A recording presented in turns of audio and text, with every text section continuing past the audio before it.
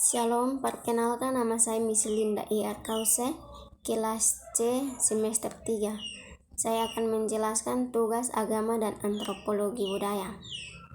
Ada 5 poin penting yang akan saya bahas. Yang pertama, isi kebudayaan. Kebudayaan adalah keseluruhan sistem gagasan, tindakan, hasil karya, dan pikiran manusia dalam kehidupan masyarakat yang diperoleh dengan cara belajar dan manusia mampu untuk mendukung berlangsungnya kehidupan. Kebudayaan lahir dan berkembang dalam sistem masyarakat. Ada berbagai macam pola atau model manusia untuk hidup seperti pola hidup sehari-hari. Kebudayaan tersebut isinya tentang aturan-aturan, kebiasaan, peralatan, dan sistem yang bisa membantu manusia dalam kehidupan bermasyarakat. Ada salah satu pertanyaan yang sering diajukan dalam kebudayaan: apa yang tercakup dalam konsep kebudayaan itu? Konsep kebudayaan itu dalam arti kebudayaan yang amat luas, oleh karena itu manusia hanya bisa dapat dicetuskan dalam suatu proses belajar. Konsep itu juga sangat luas karena hampir meliputi seluruh aktivitas manusia dalam kehidupannya. Dalam budaya ini juga dapat mempengaruhi banyak aspek dalam kehidupan manusia. Dengan seiring berjalannya waktu dan budaya bersifat kompleks dalam peradaban manusia.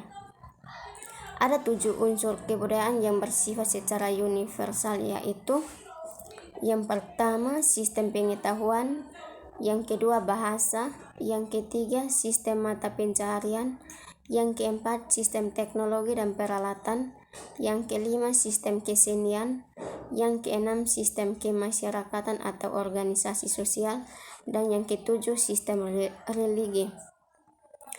Kesimpulan dari topik di atas ialah kebudayaan merupakan salah satu warisan budaya dari nenek moyang sampai sekarang masih dilestarikan oleh manusia. Begitu juga sama halnya dengan 7 unsur kebudayaan yang dapat kita melakukan secara umum, bahwa unsur-unsur ini dianggap secara universal hingga dapat mencakup seluruh kebudayaan makhluk manusia dan menunjukkan ruang lingkup dari kebudayaan lain. Yang kedua, bagaimana kebudayaan itu terwujud? Kebudayaan terwujud adalah kebudayaan yang tersalurkan melalui tingkah laku manusia. Contohnya seperti ideologi dan gotong royong. Kebudayaan ini mampu mempunyai 3 wujud.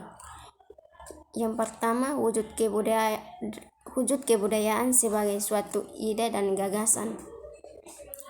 Yang kedua, wujud kebudayaan sebagai suatu kompleks aktivitas manusia. Yang ketiga, wujud kebudayaan sebagai benda-benda hasil karya manusia. Kesimpulan dari 3 wujud kebudayaan kehidupan manusia tersebut saling berkait dan melengkapi satu sama yang lain.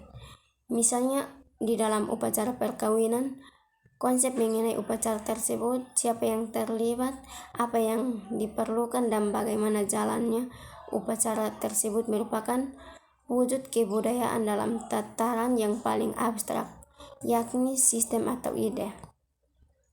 Yang ketiga, perbedaan antara kebudayaan dan peradaban. Kebudayaan merupakan keseluruhan gagasan, tindakan, karya manusia yang harus dibiasakan dengan belajar. Kebudayaan ini dapat diartikan dalam berbagai hal yang bersangkutan dengan budi dan akal. Ada juga pendirian lain mengenai asal dari kata kebudayaan. Itu adalah suatu perkembangan dari majemuk budidaya.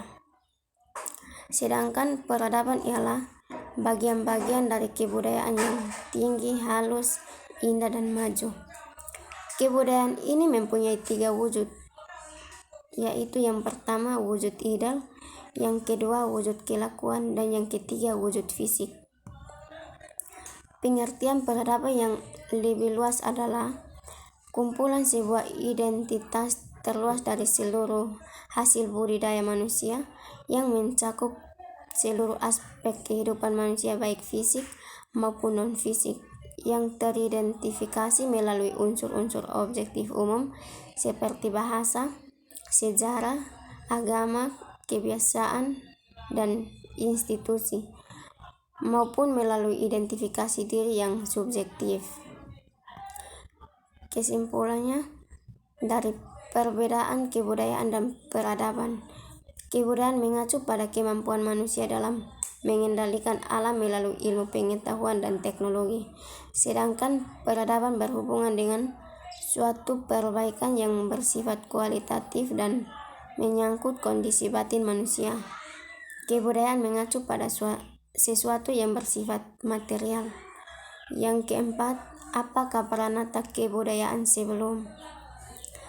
Peranata kebudayaan dalam kehidupan manusia menjaga keutuhan masyarakat dan kehidupan masyarakat merupakan suatu sistem, sehingga apa yang dilakukan setiap anggota masyarakat, baik secara langsung maupun tidak langsung, akan berpengaruh terhadap kehidupan masyarakat sekitarnya.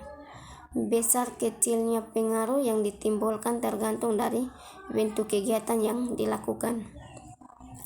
Kesimpulan, peranata kebudayaan menggolongkan kebutuhan manusia agar tertata. Penggolongan atau pengelompokan itu berdasarkan kepada aktivitas manusia yang berbeda-beda yang harus dipahami dengan membuat kelompok. Pengelompokan ini tidak memisahkan antara kelompok manusia yang berbeda kelompok karena manusia itu sendiri selain makhluk individu juga merupakan makhluk sosial. Yang terakhir, sistem nilai budaya.